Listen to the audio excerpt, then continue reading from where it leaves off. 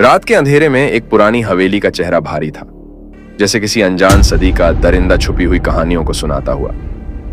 उस हवेली की चादर के नीचे एक अजीब सी खामोशी थी, जिसमें दार, डरावनी, खौफनाक चिलचिलाहट और एक ना जाने कितने राज छुप रहे थे।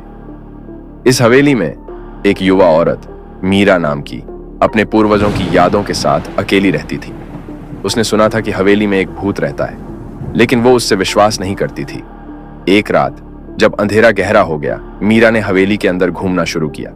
उसने हवेली के हर कोने में जांच किया, पर कुछ भी असामान्य नहीं था। तभी उसने एक पुरानी किताब दिखाई, जिसके पन्ने धुले हुए और भीगे हुए थे। मीरा ने उसे खोलकर पढ़ा और उसमें एक पुरानी कहानी मिली। कहानी एक आत्मा की, जो हवेली के अंदर फंसी थी। धीरे धीरे मीरा को महसूस हुआ कि वो अकेली नहीं है। हवेली में कुछ और भी है, कुछ जो उसे देखना नहीं चाहता।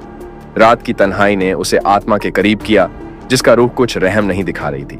कुछ रात बीत गई, मीरा के मन में एक अनजान भय भर गया। हवेली के हर कोने में वो आत्मा का साया महसूस कर रही थी। उसने उसे ढूंढने की कोशिश की, लेकिन हर रात वो औरत उसे और पास लाती थी। एक दिन मीरा ने फैसला किया कि वो सच्ची को जाने के लिए आखिरी कदम उठाएगी। उसने हवेली के अंदर की गहराइयों में जाना शुरू किया, जहां उसने अंधेरा और खामोशी ने साथ दिया। पर जब वो आखिरी कमरा तक पहुंच गया, उसने कुछ देखा जो उसका दिल डर से धड़कने लगा। वो आत्मा जिसके साथ मीरा की रूह की तलाश थी, खुद मीरा के पीछे थी। उसने समझा कि वो आत्मा उसे अपने आखिरी रास्ते तक ले जाना चाहती थी, अपने संग संग। पर मीरा ने हमें आत्मा को रोकने की कोशिश की, उसके साथ लड़ने की।